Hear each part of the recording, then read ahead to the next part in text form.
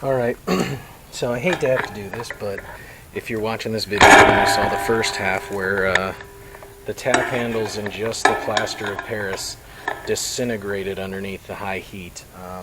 The plaster just turns into this alligator skin, crippled up, dried mess, and it doesn't hold shape. So we're going to try to recast these. I'm going to use some styrofoam this time for my feeder. And we're going to change the mix of our plaster of Paris.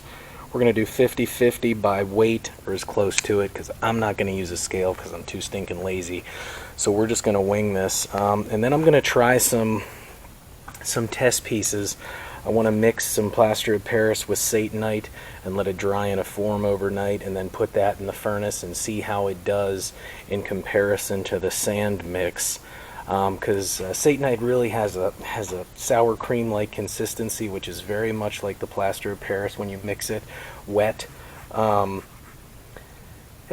you know, and I'm grasping at straws here. I want this to turn out. This is an important project for me, for somebody who is, you know, a family member and who, you know, is counting on me to do this. I offered to do it, and I'm too prideful to quit. So that's been a problem my whole life. I'm too prideful. So I'm going to try to recast these. I made some new forms. I'm going to do one at a time. That way they're a little bit easier to juggle instead of having them in those big hand wash containers.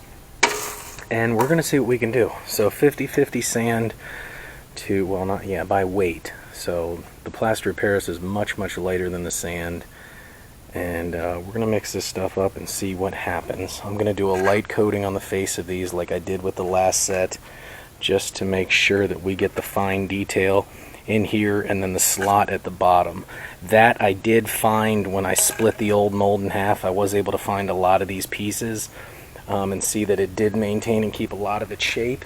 It couldn't handle the heat of the furnace. So I'm gonna mix this stuff up, and this is gonna be the abridged video. So you guys have already seen me do this the first time. It's just gonna be a bunch of mixing and pouring. I'll show you the finished product when they're dried and set up, and and ready to go. So here. Alright guys, so here we are again with another lame voiceover. Alright, so now I'm just looking inside the cavities. I burned these out. I did a little bit differently. I believe I burned these out in my brother's powder coating oven. They still ended up getting like alligator skin. They held up much, much better than any of the other molds did. I mean, as you can see, there's some great definition in there. And the styrofoam sprues worked out really well. Here we go. Running the furnace, man. Look at how clean this thing looks. It must have been early on that I did these, because this thing hasn't looked this good since I ran bronze in it the first time. Wait till I take the lid off that. Yeah, all the white sides, the Satanite looks so good. I'm still using that same old pouring system. That was really just a necessity to get me onto the map and get me doing it. And I'm so glad I upgraded. That stuff should have been some of the first stuff I did upgrade, but I was just worried about doing it and using it.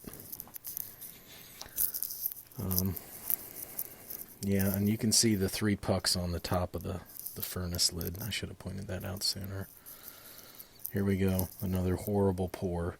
And these molds actually are cracked. So I tightly wrapped them in kale wool, and you can see the aluminum is really slowly falling out the bottoms of these.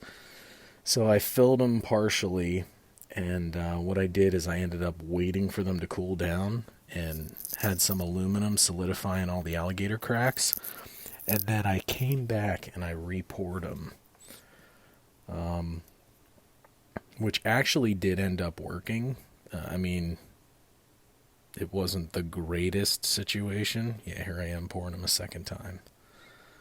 Because the alligator fracturing was really minor, and it was more or less at the very beginnings of the molds. The CC there, you can see it pouring out the sides as soon as it got a little bit of weight on it.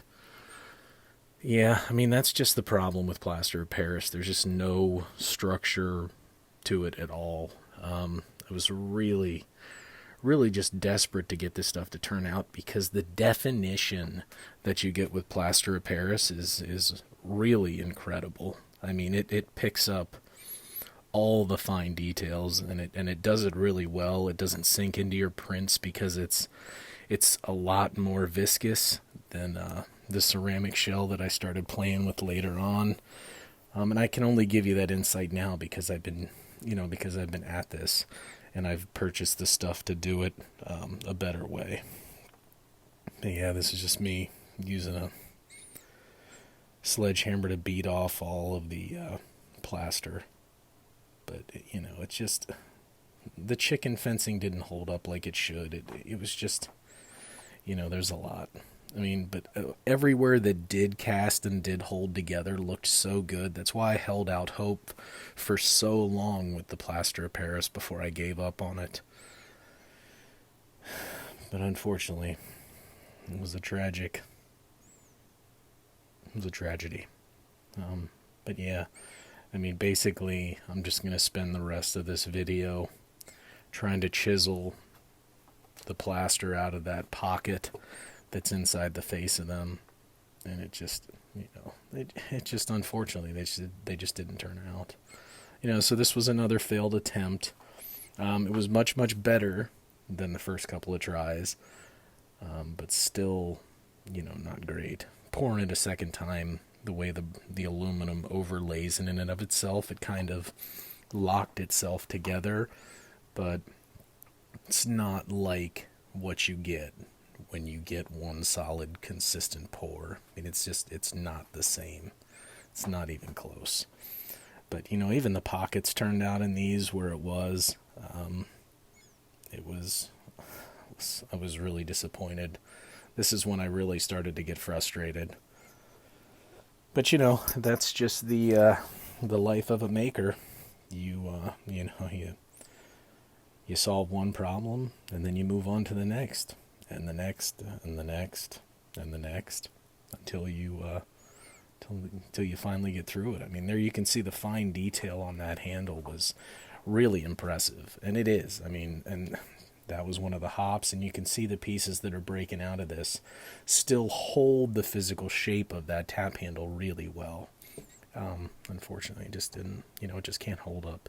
Can't hold up to the heat or the burnout method. Take it easy, guys.